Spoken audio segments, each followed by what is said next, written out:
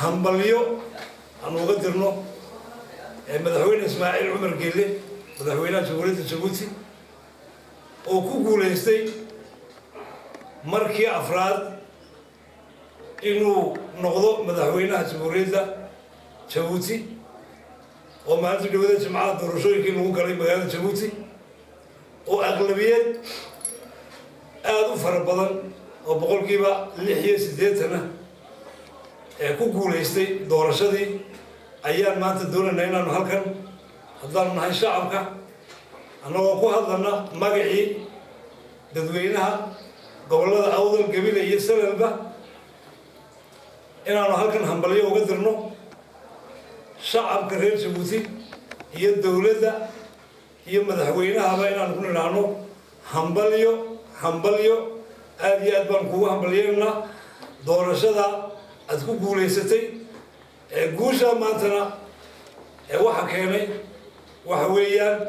dariiqa toosan ee aad ku hagaysid shacabkaaga reer Jabuuti marka labaad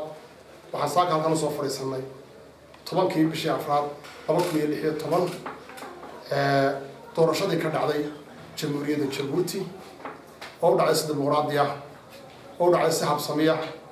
waxaan bogaadinaynaa runtii shacabka reer Jabuuti iyo madaxweynaha Jamhuuriyadda Jabuuti Mr. Ismaaciil Cumar Geelle reerkiisa iyo ciidadiisaba sida quruxda badan leh ee guusha taariikhiga ah ee ay ka soo hooyeen doorashadii maanta ka dhacday aad iyo aad baan hambalyeynaa shacabka reer Jabuuti oo ha ku isbedelka keenay ee ku dhawaaqay inuu Ismaaciil mar afraad ku noqdo oo ka codsaday oo ka yeelay yeeliduu ka yeelin cadeeyay inay run sheegayeen Jamhuuriyadda Jabuuti ee degan Somaliland waxaan hambalyo bogaadin u diraynaa madaxweynaha iyaga Ismaaciil Cumar Geelle oo mar afraad isku soo taagay shacabkuna ay ka codsadeen inuu u tartamo madaxweynenimada Jamhuuriyadda Jabuuti halkaasuu jimcihii ku guuleystay boqolkiiba 86 iyo dheeraad uu ku guuleystay muujinaysa sida uu hiiliyahooba shacbigiisa u hantay ee ugu horseeday horumarka iyo midnimada iyo cadaynta taasi annaga madaxweyne waxaan ku leenahay haddaan nahay dadkaagii dibadaha ku noolaa hambali amba ku noolaa gaar ahaan gobollada Awdal iyo Salel hambaliyaan ku leenahay madaxweynaha Jamhuuriyadda Jabuuti iyo dadka reer Jabuuti waajibkoodii ka soo baxay ee doorashadii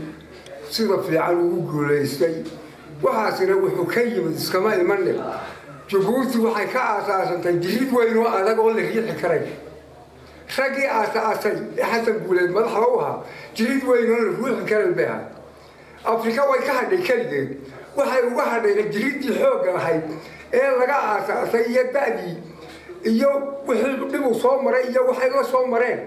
yay horta Jabuuti Afrika oo dhan bay ka hadhay waxaan idinku ducaynaynaa sidaad Afrika uga hadheen inaad ugu wadaan oo ugu dadaashaan oo dabaqda yar aan maqmaqlada iska daysaan oo madaxweynaha ag joogsataan oo taageertaan oo wax walba kolkaa way hagaagayaan wax walba inta ku hagaajisaan baan maaragtay yaan idinku ducaynaynaa idinkala doonaynaa haddaad reer Jabuuti tihiin annaguna waxaan idinka soo tahniyadeena doorashada maanta waxaan joognaa gobolka Awdal iyo Salel haddaan nahay golaha dhaqanka ee halkan fadhiya gobollada la soo sheegay waxaan hambalyeynaa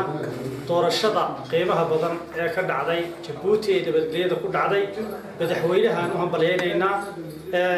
waxaan u hambalyeynaa dadweynaha reer Jabuuti hambalyo wareenka maaragta sida loo hadlay baan dareenkeeduna keenay aad iyo aad baan ugu faraxsanahay nolosheena isku xidhan dhalashadeena isku xidhan waxa weeyaan dad isku mid aynu nahay waxa weeyaan aad iyo aad rabitaanka dadka reer Jabuuti ay ka dhabeeyeen weeyaan waxaan taageeranaa nin jacaylsi maaha waa rabitaanka dadka reer Jabuuti ay ka dhabeeyeen ilaahay baa inoo waafajay aad iyo aad baan maaragtay ni taageeranaa madaxweynaha ugu ducaynanaa waxa weeyaan waa meesha kaliya Soomaaliya oo dhan inooga hadhay waa meesha kaliya wabiyadu markay soo rogmadaan meesha tuurta loo baxaa oo ama helicoptertu dadka wax ugu daadisaa ama laga guraa waa meeshii markii balaayadu nagu habsatay annagoo iscunanaa siliga uga daadanay dadka yagii ay ku nabad galeen qaali bay nagu tahay wayna taabanaysaa anigoo ku hadlaya magaca ganacsatada gobolada Awdal iyo Salal iyo Gabiley waxaan hambaliye mug iyo miisaan loo direynaa Jamhuuriyadda Djibouti iyo xukuumadeeda doorashadii ay galeen ee ay